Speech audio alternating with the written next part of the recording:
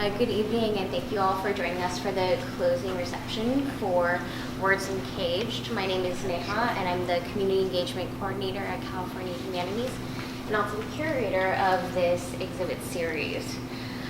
Before I say anything else, I'd like you to give a warm welcome to all of our guests, 3 of which came from LA, and 1 is now a local. Trevel, D'Angelo, and John, as well as the founder of this project, WordsUncaged, Dr. Roy. So a round of applause. Thank you for being here today to share your story with all of us, and also for contributing to WordsUncaged, which will help for your stories to be told for years on end. For those of you who haven't heard of California Humanities, we are the nonprofit partner of the National Endowment for the Humanities. We've been serving the state of California for over 42 years through public programming and grant making. WordsUncaged was in fact a project that California Humanities supported back in 2016 through a grant line called Community Stories.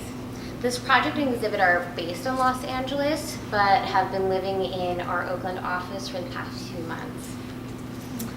These photos and stories have been a constant, humble reminder to me and my colleagues of the harsh realities of the criminal justice system, and we appreciate being able to share these stories with our neighbors and our community members. Though tonight is the closing reception, I would like everybody to know that we have been able to secure the exhibit through the fall, thankfully. Thanks, Dr. Roy.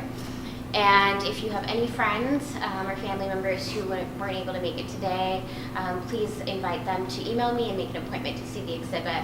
And also we'll be having the film recording on our website so they can experience the conversations firsthand. Now I'd like to invite Dr. Roy, the founder of WordsUncaged, to provide some introductions and make some remarks. Thank you. I want to stand in front of you.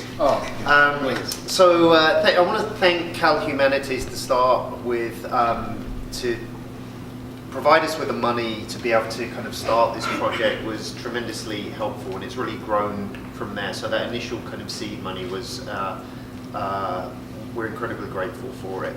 And I want to sort of celebrate the fact that I'm actually here with, we're all in matching blue as well without planning it, but that I'm here with these guys. You know, Trevel and D'Angelo both had life without parole when I met them about 5 years ago. There was no chance of them getting out, and I remember speaking to these two and saying, after talking to them that first time, telling them, you know, you got to write down what we're talking about right now. You have great stories. And Trevel and D'Angelo, they're like, oh, we're not writers. And then gradually, you know, we started practicing it together. And Trevel's going to read something he wrote that was in the book, the first WordsUncaged book that came out. And in that same room was John. It was. My experience in prison started with the Pause for Life dog program, of which John and then later D'Angelo were 2 of the leaders of, and all 3 of them were in that program. And John, how many years did you have when I met you? 6 life sentences consecutive to 4 years. So that's a lot of years. And so all 3 of these guys, when I met them, there was absolutely no hope at that time of them getting out. And everything we were working on together for this project, they did without the expectation that it was going to lead to a commutation or anything like that, that all 3 of them eventually received from Governor Brown. We had an event with Cal State LA now has a BA program in there that came out of this work as well, the only one in a prison in California. And Trevel and D'Angelo got to come in with me into the prison for that graduation. So it was a really weird experience walking out of that same room that I first met them as free citizens, that we could just go out the gate on the other side. And I don't think any of us have totally processed that yet. This is their first time on a plane to come here. So another incredible experience. Well, your first time, not your first time. And John is now doing incredible things, working with non-profits in this area in Berkeley, right? Oakland. And John had an experience recently where he was able to go back into the prison and spend time with some of the guys that he'd been formerly locked up with. So much it's almost unbelievable that we're here, I think, and in a very good, positive way. One of the things I want to say about the book, and that we were just talking about the value of the humanities, really Words Uncaged is a sort of applied humanities project where it starts in the prison with the concept of using storytelling to re-examine your own life and to tell preferred stories of who you are and create new futures for yourself and hopefully your communities. But it continues beyond prison to people's families. Firstly is normally the first outlet it has. We have, I don't know if he's in one of these photos, but Alan Burnett, his daughter is now a student at Cal State LA and hadn't really thought of going to college until he became a student in our BA program in prison, and then she thought, well, I can do this if my dad can do it in prison. So she's now a student at Cal State LA. And Traviel and D'Angelo are now continuing this work in the community. I won't go too much into it because I'm going to steal their thunder, but they're essentially working in the community that they came from before they were incarcerated, working with doing violence prevention work and trauma therapy as well with people who'd have loved ones murdered in their community. So without further ado, I'm going to turn it over to my good friends and colleagues and co-creators of Words Uncaged, Traviel, John and D'Angelo.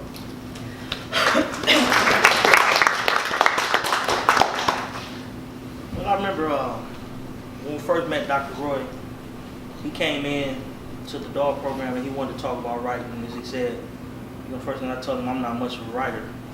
But I remember I told Dr. Roy, he came in and he had a lot of great ideas, and Dr. Roy is a man that wears his heart on his sleeve, and you can see his heart and you can feel his heartbeat in every word that he speaks.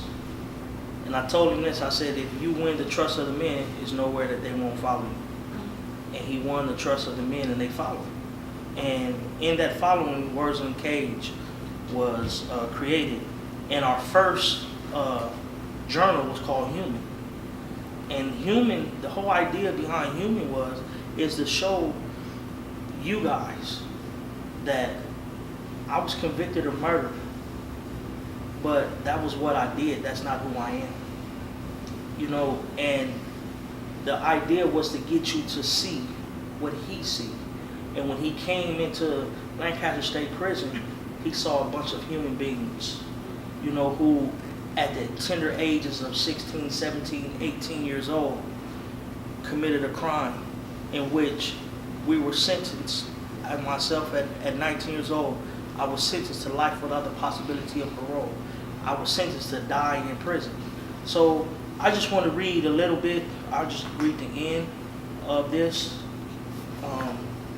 Me and Andrea Romero, a college student there, it's a collaboration between us, and the name of the piece is called Listen. It says, I grew up in Los Angeles.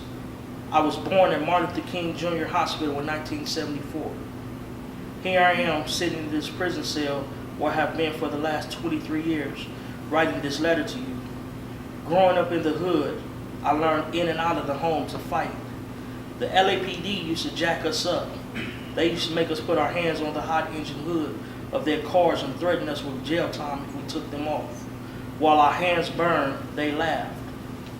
While we pretend to walk freely through a world that does not belong to us, there are those who hang like pictures on a wall. And it is not enough to peer in every now and then. History not only present us pictures of kings with pale skin and opulent thrones.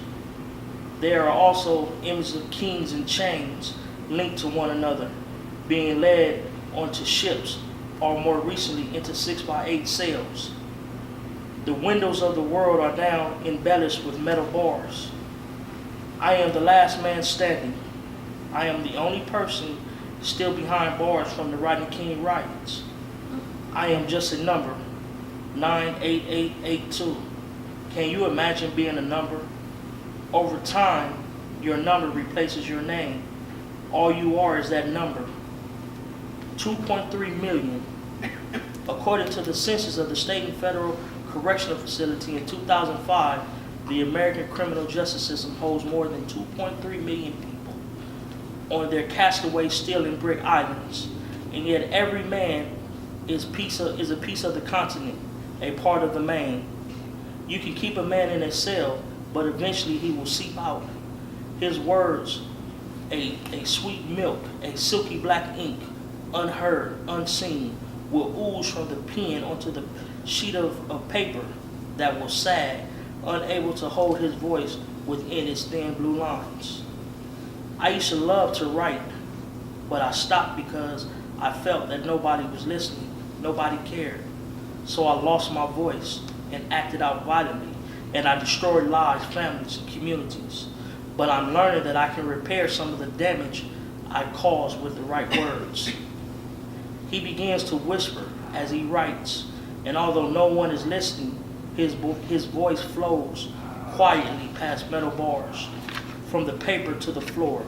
The words roll down like water and righteousness, like a mighty stream.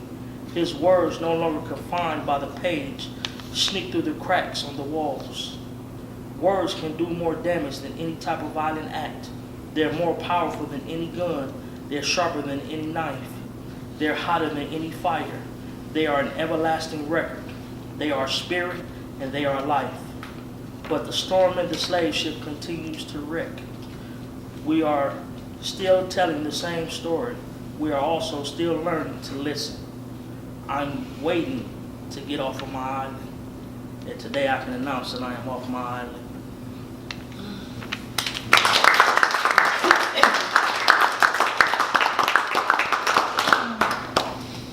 That's a tough act to follow. So I want to toot Professor Roy's horn first before I talk about myself. The first time he came in to see us at the prison, I had the opportunity to talk to him one-on-one. We went back behind the building and looked at the dogs, and he said to me, "What do you men need in here?" And I gave him this huge laundry list. I said, well, we need a bachelor's degree program. We need actual teachers and professors to come in here. We need people to teach us how to write. You know, we need people that come in and treat us like human beings. And he said, I think I can do all that. And I said, you're crazy, man. I work up in the office, up in the captain's office, and I'm a clerk, and nobody can do anything here. The union has a strong hold on this, and it's just, I don't think it's possible. And he said, well, you know, let me try. And now the second cohort of bachelor's degree students are, you know, in school, and multiple professors come in and teach. Prior to that, it was all correspondence courses, and guys are getting an actual education versus just filling out a Scantron, what we refer to as a Scantron education through a correspondence course. And so the impact he has had on the education programs inside is tremendous. But it's not just that, because he brings volunteers in, he brings photographers in that took pictures of all these guys, and he's humanized the guys that are in prison and given them a voice that was unheard and that nobody wanted to hear. In the prison system, they want you to be quiet. They want you to, what we refer to as sit down and shut up. That's the culture inside prison, and what he did was change that. He changed that with newsletters, with creating a website of WordsUncaged, where the guys could express themselves and they could heal and go through and complete the process of transformation. And so, if anybody deserves applause and standing ovations here, it's Professor Roy, who came in and changed all of our lives. So I just want to say that.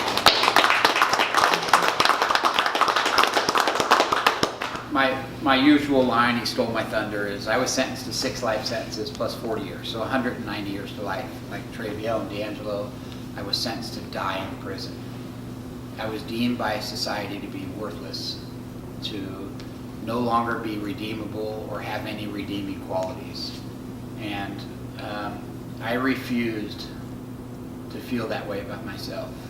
And I went inside and I worked and worked and worked and took hundreds of self-help classes and worked in every possible way to give back to the community, to create fundraisers to support nonprofits with both of these gentlemen, to create programs that were rehabilitative in nature inside the prison system, and also to help develop a service dog program to provide service dogs for military vets with PTSD. And by doing this work, our work came to the recognition of CDCR officials and Governor Brown, who facilitated both of their sentences were commuted by Governor Brown. I was the first recall of commitment in the history of CDCR. And since I've been out, I've worked for a place called Root and Rebound, which is a reentry advocacy law firm. And we support people that are system impacted and help them surpass the 48,000 barriers that are in place for somebody with a felony on their record. And it gives me an opportunity to now pay it forward and give back further to that community. And it's my life's work now. I go around and I speak at high schools, and I do speaking engagements where I can teach other people how to file for commutation or get a recall of commitment. And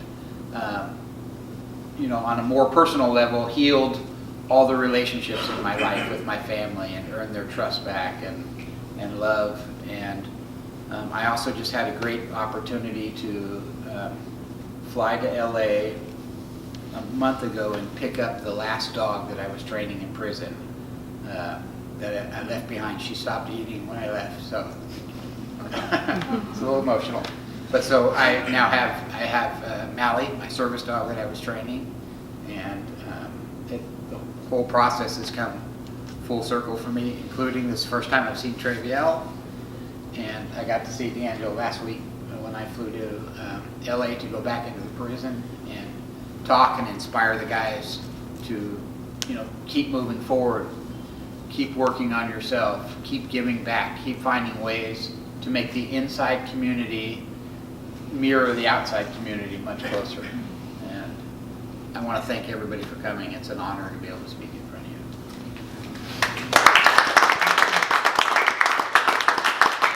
I was sitting in prison, and with life without the possibility of parole.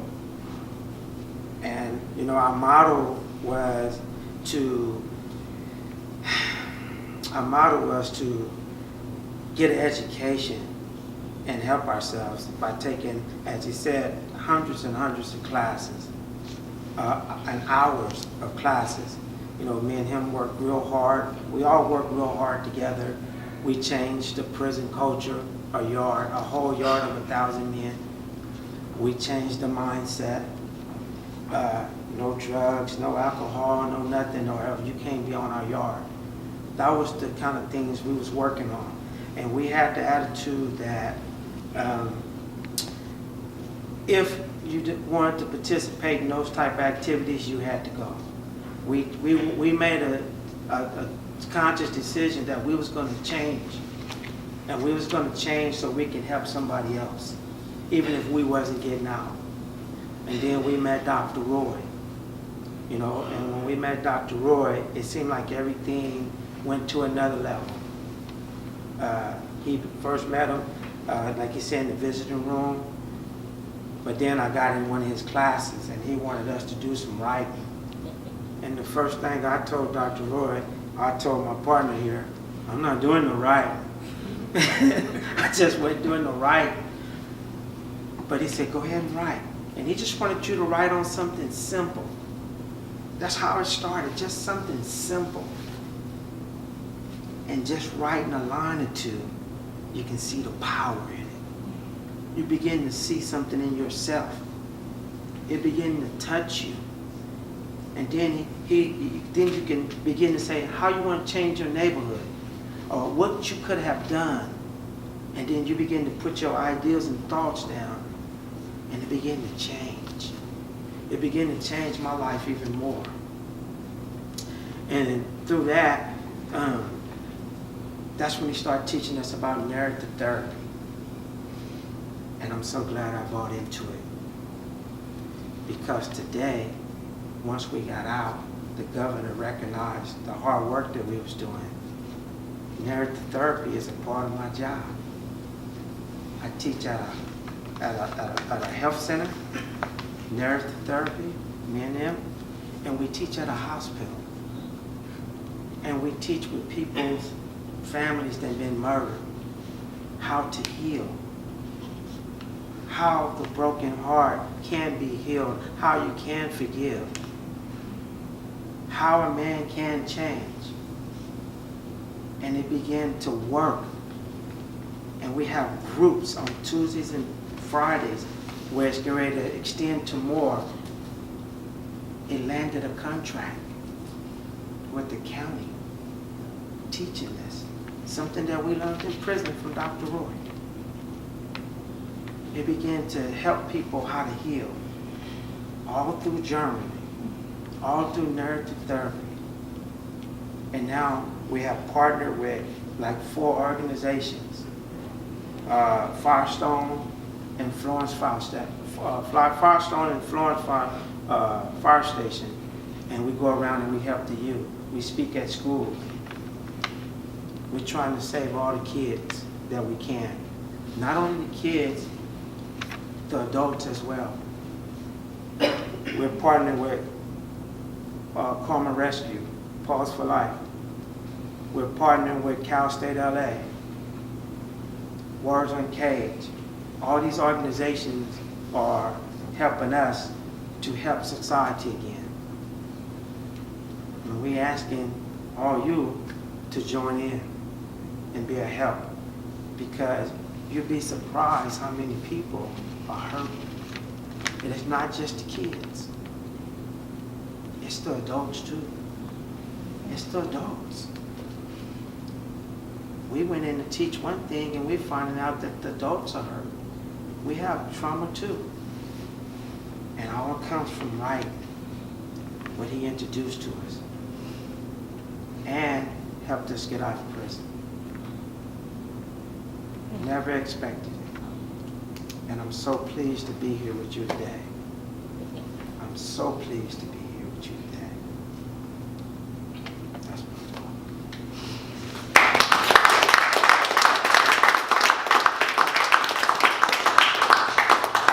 Can I get a show of hands of who was thinking, man, they sure feed those guys well in prison?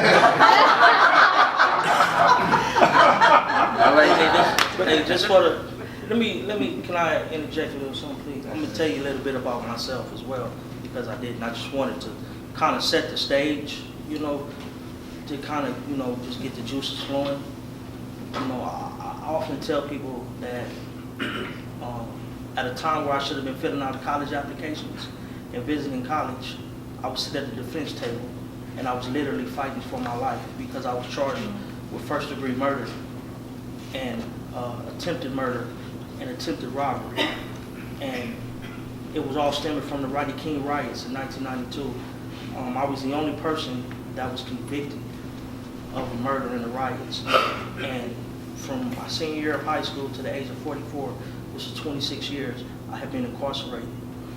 And like these men here, we all, you know, just made a decision that we wanted to be better, that we wanted to do better, and we wanted better for our neighbor. And so everybody, in their own way, we made a positive decision to do other things. You know, one thing that Mr. McVeigh didn't say, you know, while in prison, education is important. You know, we both earned master's degrees while we were in prison. You know, we were, I like to call, frontline soldiers. You know, we ran the Protestant program. You know, we did it all because we wanted to be, and it wasn't in hopes of getting out of prison.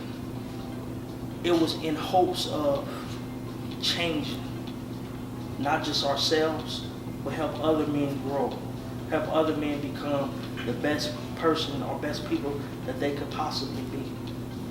You know, I learned something tonight that I did not know. If I may, this man right here, sitting right here on the front row, is my childhood friend, and we were in prison together.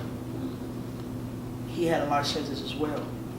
And he told me, he said, I never told you this, but when you started to turn your life around, it impacted me. He wanted to do better, but he said he just didn't know how, because he didn't want to be the oddball. And I think that's the message right there is that I might not be able to speak a word to everybody. We might not be able to speak a word to everybody.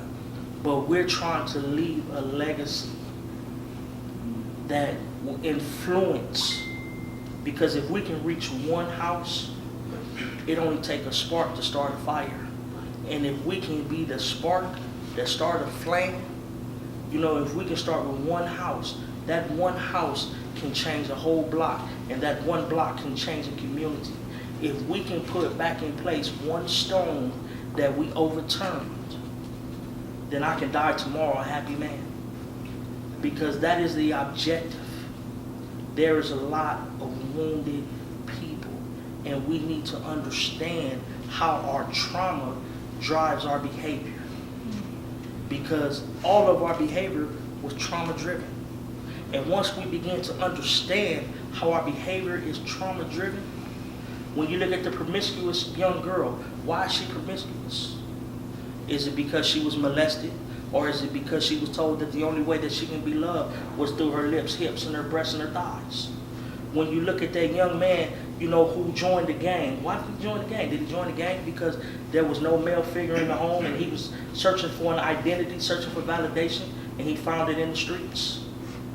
You know, those are all traumatizing to a young person. Do they understand it then? No.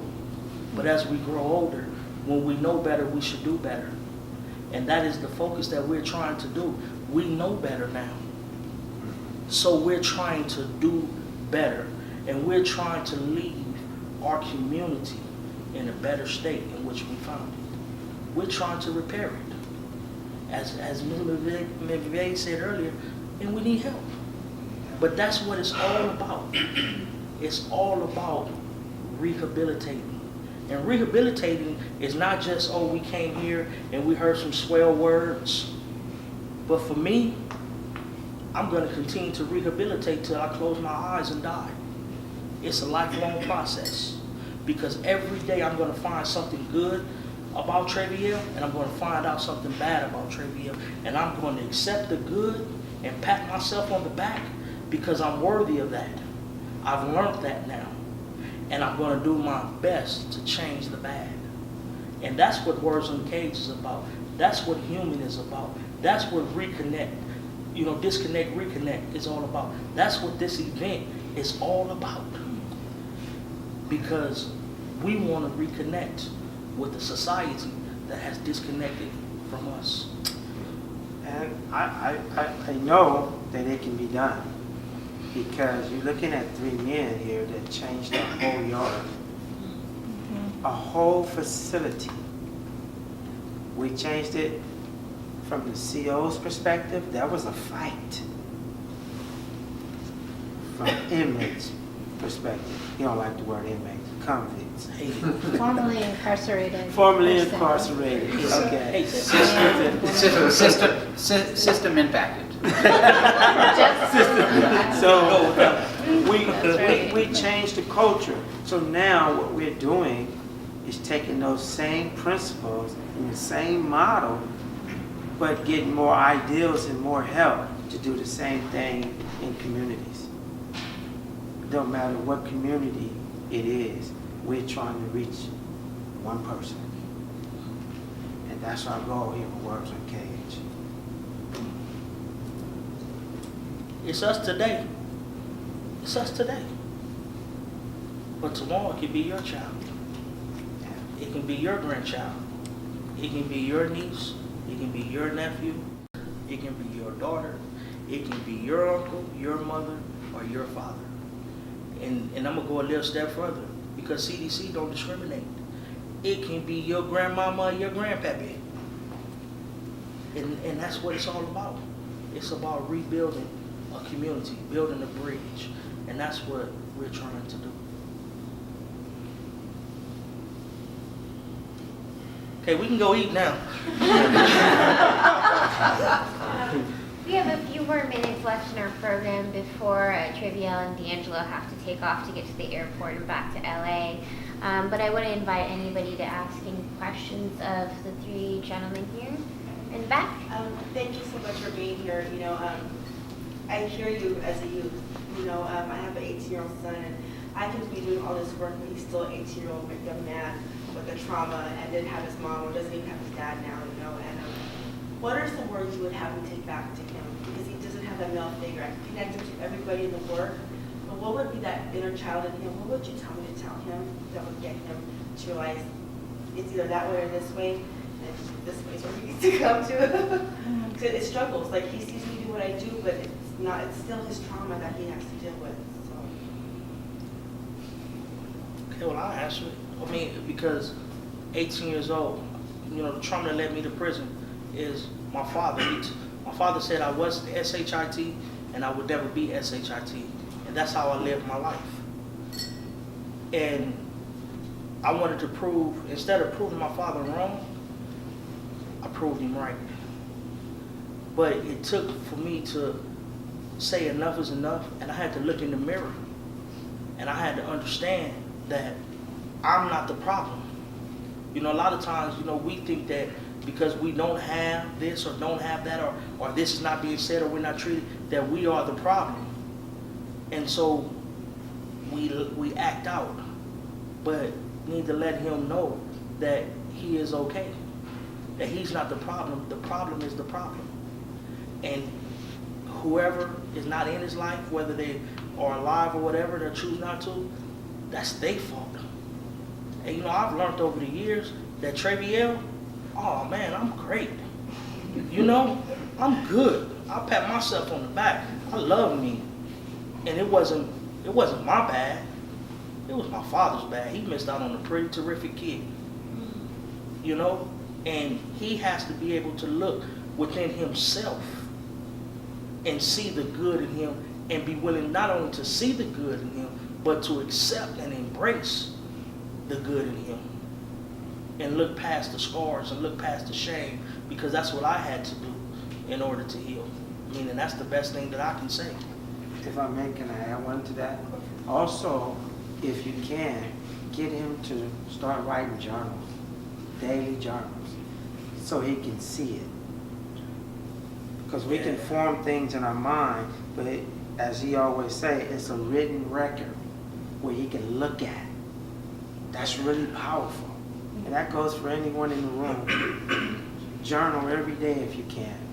Something about yourself or what's going on, so you can be able to go back and look at it.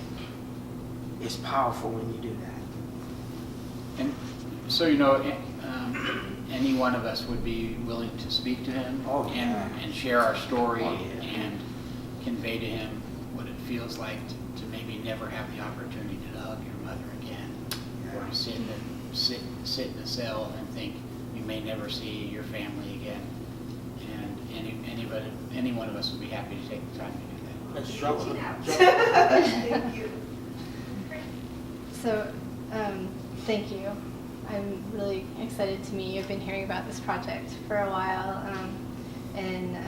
So I'm a crime survivor and a justice-impacted family member.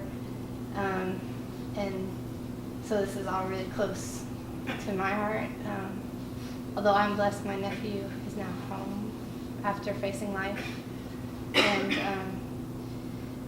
so I'm also the director of a film called Life After Life that started like 2007, but we're just now starting to show it. And we've been doing a lot of work in the community, not just showing the film, but doing programs, a lot of mentorship, and like what you're talking about, this kind of where I was going to say, like, if you need some other help, you know, we're building communities and connections. So I was going to leave this here because I also have a 3-year-old I have to get home to her, but just wanted to say thank you because I know that for me, I mean, even though I was the director and producer of this film, like the men in my film were also my mentors and supporters as I was going through my nephew's trial and incarceration and kind of being, even before that, being battered around in and out of the system. And, you know, I wasn't able to keep him from going in, but he's on track and he started school at Project Rebound on August 27th. So it matters, like Yeah. the work, you know. It's a great organization. Yes. Yeah. Thank you for your work. Yeah. Oh, yeah. No. Hey, I know Catherine really well. Oh, you do? Okay. We'll see each other. Yeah. But thank you.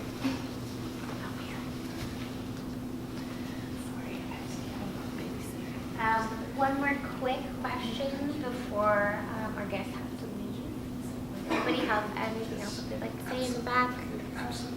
It seems like there's a lot of movement now to reform the criminal justice system, and you've been seeing it from the inside, and probably following the news and all the policy stuff.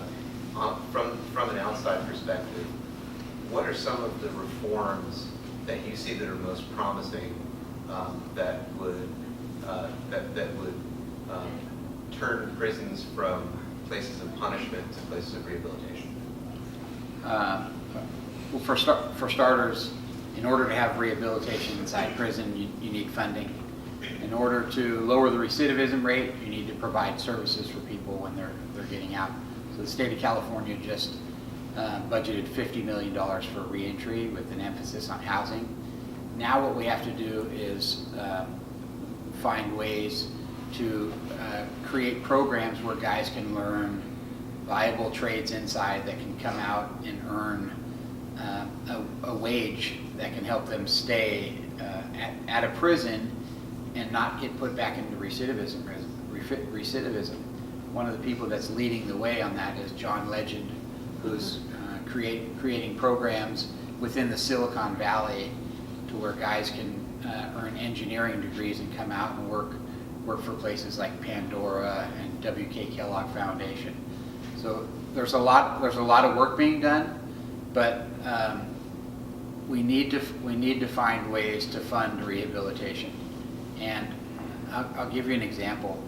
This year, the department is only allocating $4 million. There's 36 prisons, there's 109 programs inside. They're only budgeting $4 million for nonprofit organizations that are going in there.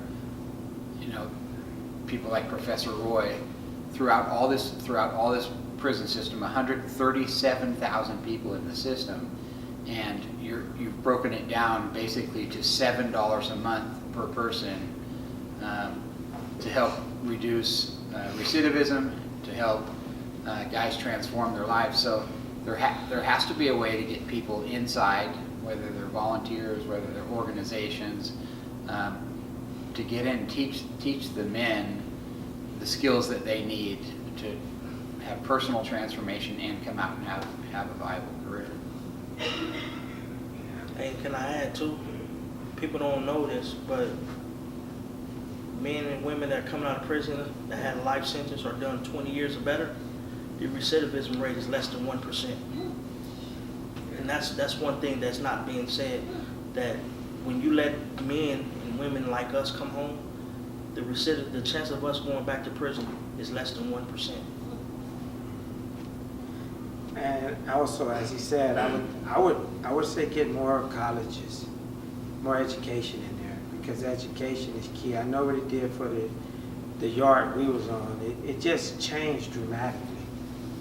When everybody got thirsty for going to college and thirsty for going to classes, the whole mindset changed.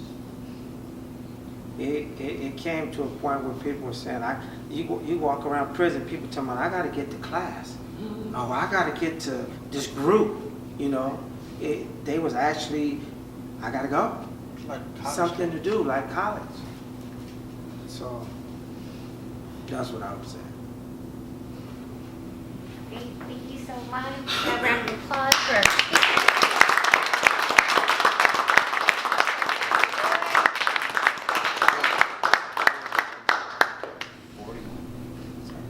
So while our speakers are headed out to the airport, I want to thank everybody for coming today. Please take a moment to make your way around the exhibit itself. If you haven't already grabbed a program, there's a lot of information in there about the individuals who either are featured in the photography or created the paintings, as well as the excerpt, the trivia read of his in the book. And again, if you have a friend or family member who couldn't make it here today, please ask them to make an appointment by emailing me. My email is in the back of the program, and I would be happy to find the time that works best for them to experience this. And the video will also be on our website, which is www.calhum.org. Thanks so much.